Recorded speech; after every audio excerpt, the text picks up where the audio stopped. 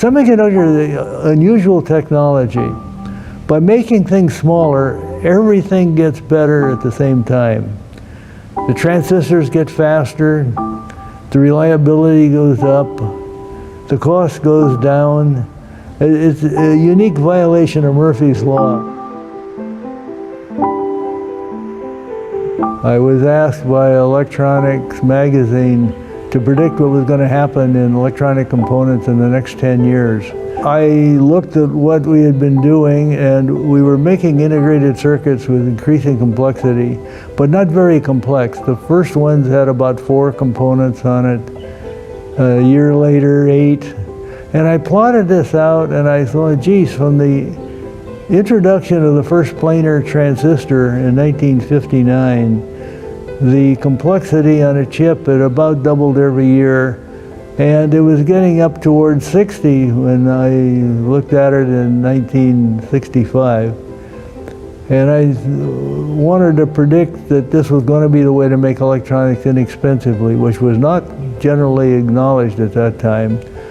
So I took this doubling every year and extrapolated it 10 years, from 1965 to 1975, from 60 components to 60,000 components on a chip. A pretty wild extrapolation. And it turned out to be ridiculously accurate. One of my colleagues called this Moore's Law.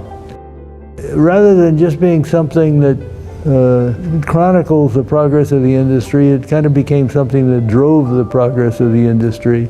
A tremendous amount of engineering and commitment has been required to make that happen, but much to my surprise, the industry has been able to keep up with the projection.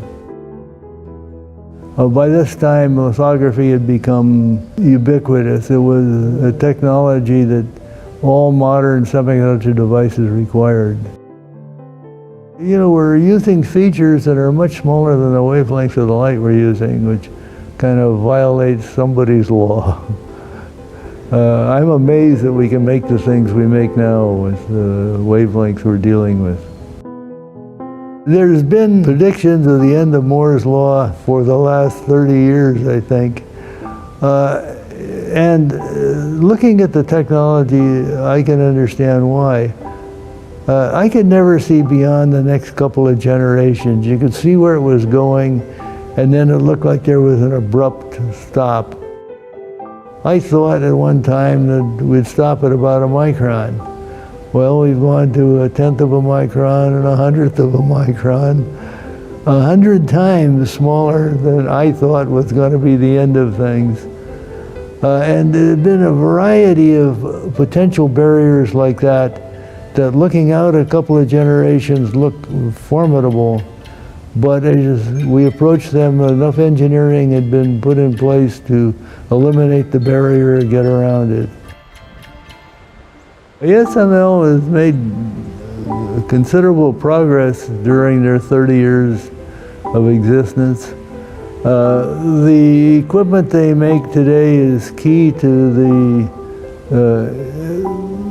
continual progress of Moore's Law or equivalent. What they have done so far is background for what's going to happen in the future, but continuing to learn and evolve the capability of the instruments is going to require great creativity and attention to detail.